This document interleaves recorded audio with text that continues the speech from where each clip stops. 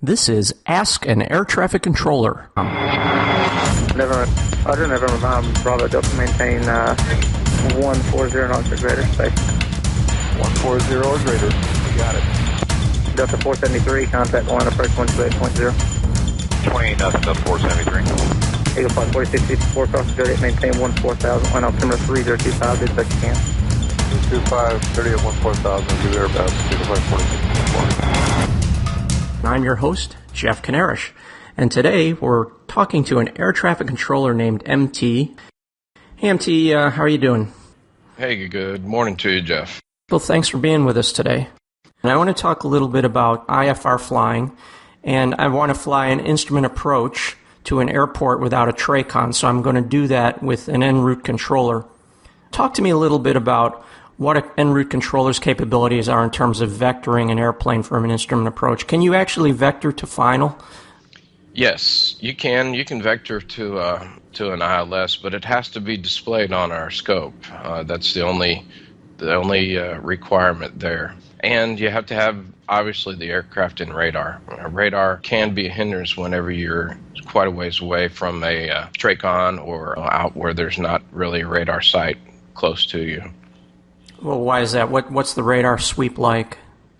Well, the radar sweep is about 10 to 12 seconds between turns, and you won't get quite the accurate. You'll have to be vectored quite a ways out. In other words, we have a requirement 2 miles, less than 2 miles inside the approach fix, or the final approach fix, where we have to be outside the approach gate. So you may have an extended final just due to the radar. What happens is that, say, the initial approach fix altitude is 2,000, but the radar is only good or reliable from 5,000 and above.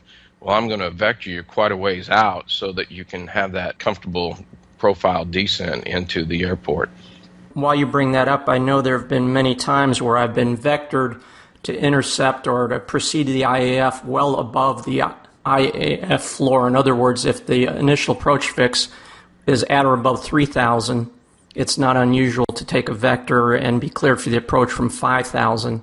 Usually it's to an IAF that gives you a lot of running room to get down and descend, but is that the reason why I might be vectored higher at a higher altitude? Yeah, and we control a lot of various types of aircraft too. You know, it's hard to get a gauge on and use your good judgment on what the pilot needs are. We just play the conservative side of it and give you a long final. All right, let's move on. I've got a question here from a listener named Gary.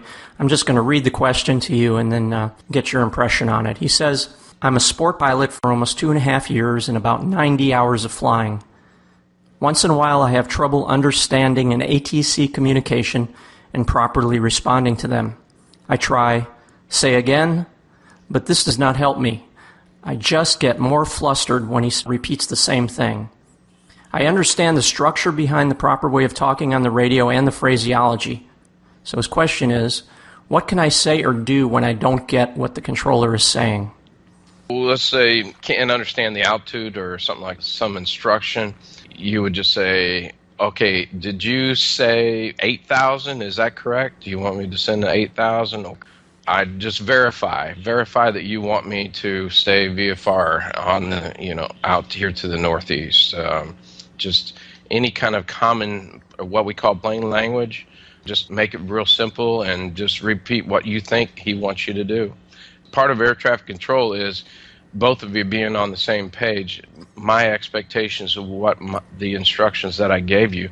If you're not sure about it, just ask him. Mm-hmm. And if it was like a multiple instruction type clearance, I know oftentimes you'll combine a heading and an altitude. Is there anything wrong with just repeating one part of that and asking for clarification on the other? Or I got to imagine if somebody just kept saying to you, say again, it would get a little frustrating, wouldn't it? Yes, but, hey, just say, hey, I've got very low time. You could say my headphones aren't coming in real clear. I can't understand you, or, the radios are, not real clear. There's a lot of times where if you're outside and well below radio coverage, it will become a problem because your transmitter in an airplane is not nearly as strong as our transmitters on the ground. Right. Go visit the guy. Face to face is always really good. What do you mean? Go visit the facility that you are having trouble with. That way that they can put a face with the call sign. All the facilities have what we call a rain check. And rain check is basically they go around to the flying clubs and they bring them into the center and kind of give them an overview of what the center is about. And every center has a program like this. Do I need to be part of a group in order to participate in that Operation Rain Check, or can I just book myself in as an individual? You could probably do both if you contact the center that it's at. Right. What happens if a pilot says to you, I'm a student pilot, or he just tacks that on? Do you handle that any differently? A little bit. I mean, we'll be a little bit more patient, and then we understand that you may need some clarification on some of the instructions. You can have a lot of experience, but still not have talked on the radio that much either. So just talk to them. Plain language is probably the best advice that I can give. Sure, and speaking as an experienced pilot, I mean, I have good days and bad days, and sometimes there are distractions that just pull you off the conversation. There's nothing wrong with admitting you're human. Yeah. And doing the best you can to reestablish communication in the best way possible. And I took a lot of familiarization trips where the controller's right in the cockpit because you get a lot of experience that way. You don't really realize all the things that are happening as you are flying along and all the other duties that are going on. Good point. Appreciate your time, and we'll talk again soon.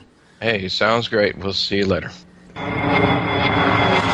If you have a question about air traffic control, well, here's your opportunity to ask it directly of an air traffic controller. Just write to me at jeff@atccommunication.com or leave a comment in any comment box at the website, or use the exclusive voicemail number listed in the upper left corner of the website, and I'll present that question to MT on our very next show. I'm Jeff Knarish saying thank you for listening, be well, and fly safe.